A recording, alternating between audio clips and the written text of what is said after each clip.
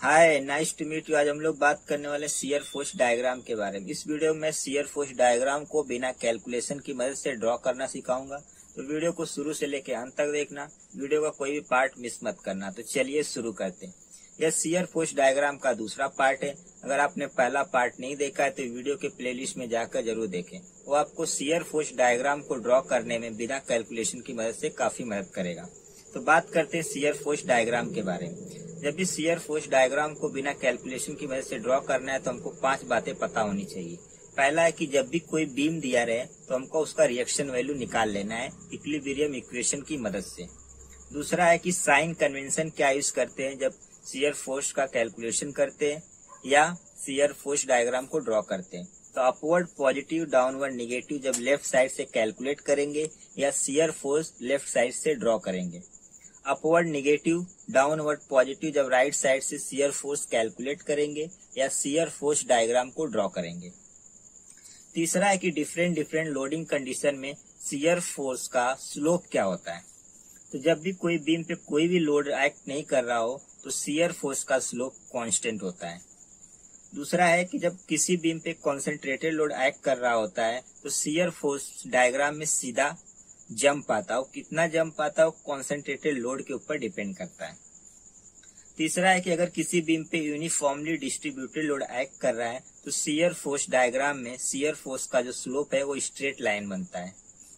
चौथा है कि अगर किसी बीम पे यूनिफॉर्मली वेरिंग लोड एक्ट कर रहा है तो शियर फोर्स डायग्राम में शियर फोर्स का स्लोप पैराबोलिक कर्व आता है। चौथा पॉइंट है कि मोमेंट को कंसीडर नहीं करते शियर फोर्स कैलकुलेशन में या शियर फोर्स डायग्राम को ड्रॉ करते समय। ऐसा क्यों होता है? क्योंकि शियर फोर्स जो होता है वो ट्रांसवर्स लोडिंग या वर्टिकल लोडिंग की वजह से प्रोड्यूस होता है, इसलिए मोमेंट का उसमें कुछ काम नहीं है, इसलिए मोमेंट को कंसीडर नहीं करते हैं। पांचवा पॉइंट है कि मान लो कि अगर किसी बीम पे यूनिफॉर्मली डिस्ट्रीब्यूटेड लोड एक्ट कर रहा है और उसके एंड पे एक रोलर सपोर्ट है, एक हिंज सपोर्ट है, तो वहां पर कोई ना कोई तो रिएक्शन आएगा।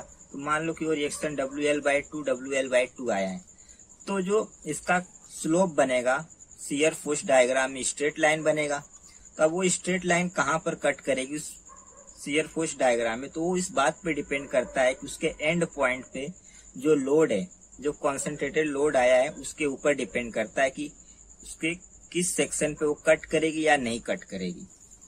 मान लो कि अगर किसी बीम पे यूनिफॉर्मली वेरिंग लोड एक्ट कर रहा है और उसके एंड पॉइंट पे रोलर सपोर्ट है और हिंज सपोर्ट है, तो जाहिर सी बात है कि यहाँ पर रिएक्शन आएगा WL/6, WL/3, और यहाँ पर लोडिंग 0 है, यहाँ पर लोडिंग मैक्सिमम है। तो जब हम लोग शियर फोर्स डायग्राम को ड्रॉ करेंगे तो 2 टाइप का कर्व पॉसिबल बनेगा, पैराबोलिक कर्व, एक इस टाइप का और एक इस टाइप का। अब सवाल यह उठता है कि कौन सा वाला कर्व राइट है।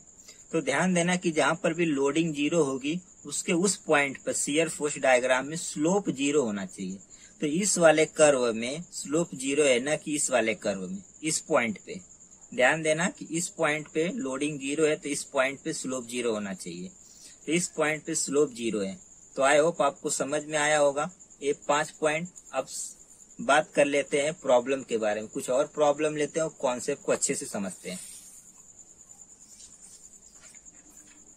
हमारे पास है पहला प्रॉब्लम कि एक बीम है और उस बीम के मिड पॉइंट पर एक मोमेंट एक्ट कर रहा है 20 किलो न्यूटन मीटर का, और इस A से B के बीच की दूरी दिया है 2 मीटर 2 मीटर, ठीक है, टोटल 4 मीटर। तो हमको सबसे पहले क्या करना है कि जो भी बीम दिया है उसका रिएक्शन वैल्यू निकाल लेना है। तो हमने रिएक्शन वैल्यू पहले से निकाल लिया ताकि हमारा टाइम सेव हो सके। तो हमने रिएक्शन निकाला तो RB पे हमें 5 किलो न्यूटन का अपवर्ड मिल रहा है और RA पे -5 किलो न्यूटन का डाउनवर्ड में मिल रहा है।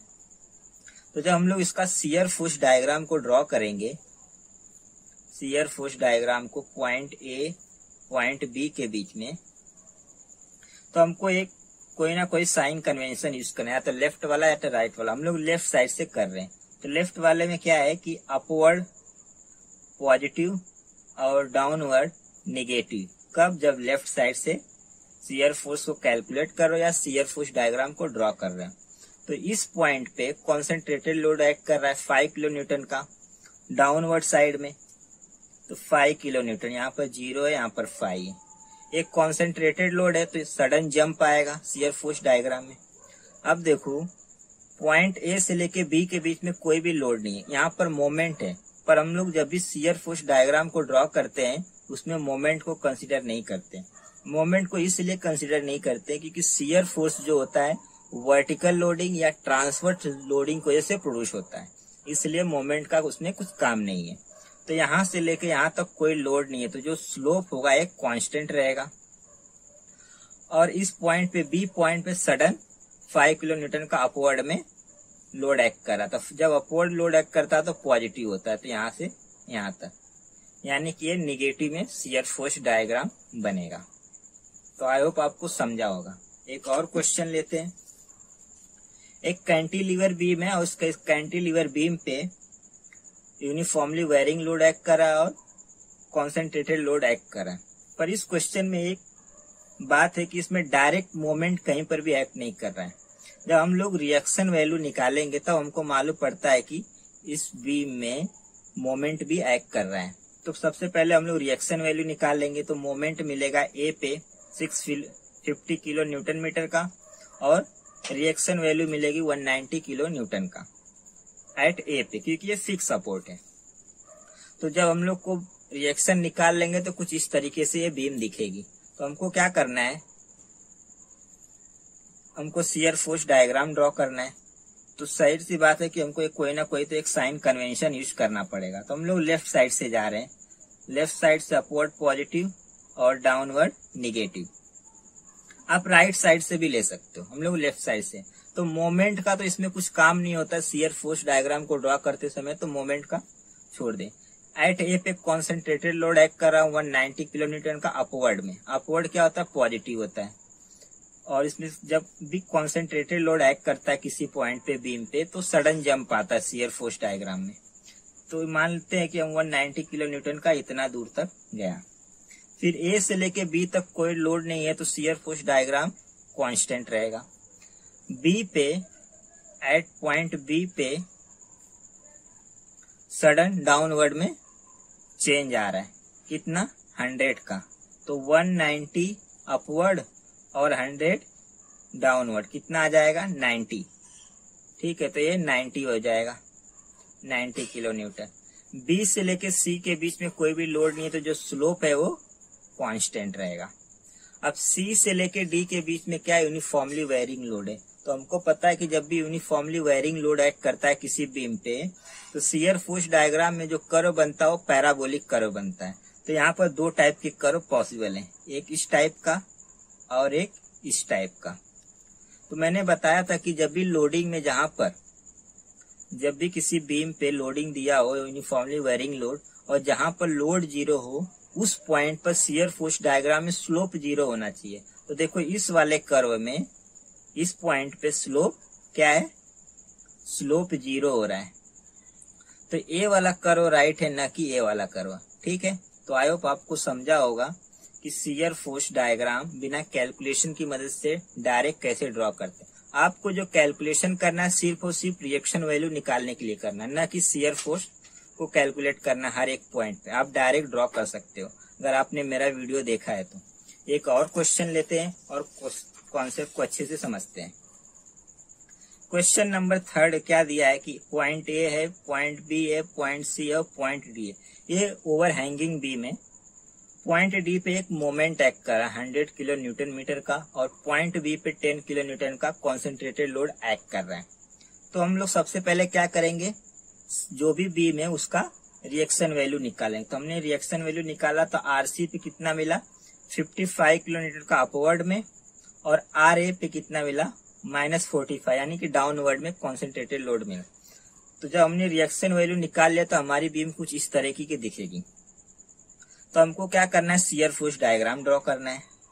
Point A, point B, point C और पॉइंट डी। हमको कोई ना कोई तो एक साइन कन्वेंशन यूज करना पड़ेगा। हम लोग लेफ्ट साइड से जा रहे हैं तो लेफ्ट साइड से अपवर्ड पॉजिटिव, डाउनवर्ड निगेटिव। ठीक है, आप राइट साइड वाला भी साइन कन्वेंशन यूज कर सकते हो, आंसर सेम आएगा। तो हमको पता है कि जब पॉइंट ए पे कॉन्सेंट्रेटेड लोड एक्ट करा तो शियर फोर्स डायग्राम में सडन जंप आएगा। तो डाउनवर्ड जब आता है तो क्या होता है, नीचे की साइड जाएगा, 45 किलो न्यूटन। ए से लेके बी के बीच में कोई लोड नहीं है, तो क्या होगा, शियर फोर्स डायग्राम में जो है कांस्टेंट रहेगा। एट पॉइंट बी पे फिर से 10 किलो न्यूटन का डाउनवर्ड में है, ठीक है। तो ये कितना हो जाएगा, 45 प्लस 10 55, राइट। अब बी से लेके सी के बीच में कोई भी लोड नहीं है, तो स्लोप जो है कांस्टेंट रहेगा शियर फोर्स डायग्राम। एट सी पे 55 किलो न्यूटन का अपवर्ड में लोड एक्ट कर रहा है, तो 55 यहां तक हो जाएगा, राइट। 55 ये 0।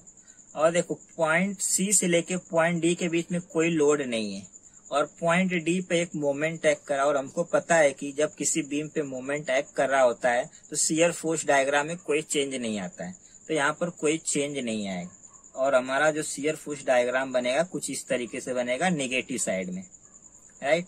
तो आई होप आपको समझ में आया होगा कि बिना कैलकुलेशन की मदद से शियर फोर्स डायग्राम को कैसे ड्रॉ करते हैं। तो अगर आपको वीडियो पसंद आया तो लाइक शेयर कमेंट जरूर करना। आज के लिए बस इतना ही, मिलते हैं नेक्स्ट वीडियो में। Thank you.